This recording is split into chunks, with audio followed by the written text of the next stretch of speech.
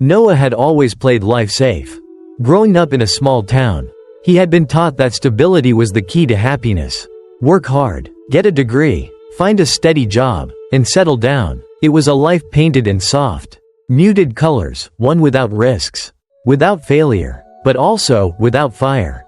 At 23, he found himself stuck in a job that drained him, stuck in a routine that numbed his spirit, stuck in a version of himself that felt hollow.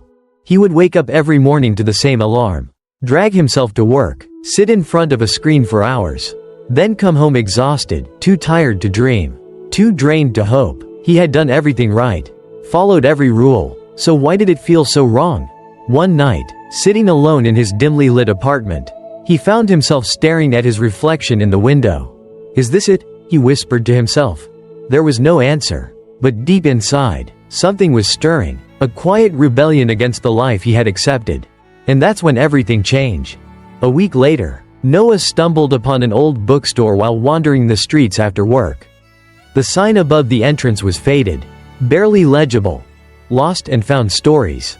Curious, he stepped inside. The smell of aged paper and ink filled the air. As he ran his fingers over the spines of books, one caught his attention, The Journey of the Broken Soul. Intrigued, he opened it to the first page. There, in bold letters, were words that sent a chill through his spine. The only way to find yourself is to lose the life you have settled for. His heart pounded. He flipped through the pages and found stories of warriors, adventurers, dreamers, people who had felt stuck, just like him, and had broken free. They had risked everything to chase the life they were meant for. And suddenly, he knew, he had to leave. Not just his job, not just his apartment. He had to leave the version of himself that had been caged by fear. For the first time in years, he felt alive. The next morning, Noah did something reckless. He quit. No 2-week notice, no backup plan, just the raw, terrifying certainty that if he didn't change now, he never would. His coworkers thought he was insane. His parents were furious. His friends were confused. "You're throwing everything away," they said. "No," he replied. "I'm finally taking something back, my life."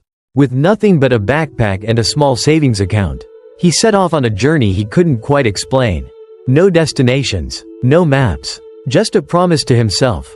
"I will no longer live a life that does not set my soul on fire." The first few months were brutal. Noah ran out of money quicker than he expected. He took odd jobs, washing dishes, sleeping on couches, working as a farmhand. There were nights he went to bed hungry. Days he questioned if he had made the right decision. Doubt crept in. Maybe they were right. Maybe this was stupid. But then, one night, he found himself under the stars, miles away from the world he had once known. And for the first time, there was peace. Not comfort, not certainty, but peace, the kind that comes from knowing you are finally fighting for yourself. One evening, while working at a small bookstore in a distant town, he met an old man named Elias. Elias had lived, truly lived. He had been a soldier, a poet, a traveler, and when Noah shared his struggles, Elias only smiled. "Do you know how a sword is made?" Elias asked. Noah shook his head. "Fire, pressure, striking, again and again, until the weak metal breaks away, and only the strongest part remains." Elias leaned in. "You are in the fire. Boy, the question is, will you break? Or will you become something stronger?" Noah sat in silence, his heart pounding. That night, something inside him shifted. He realized the struggle wasn't a punishment. It was the forging, the pain, the doubt, the loneliness. It wasn't there to break him. It was shaping him into something greater. From that moment, Noah embraced the fire. He stopped fearing struggle. Instead, he leaned into it. He learned new skills, met people who ignited his soul, and built a life that felt his. Months turned into years. Noah was no longer the boy trapped in a cycle of empty routines. He had become the storm, a force of nature, unstoppable. And when he returned home years later, they barely recognized him, not because his face had changed, but because his eyes burned with purpose. He had found freedom, not from hardship, but from the chains of his own mind.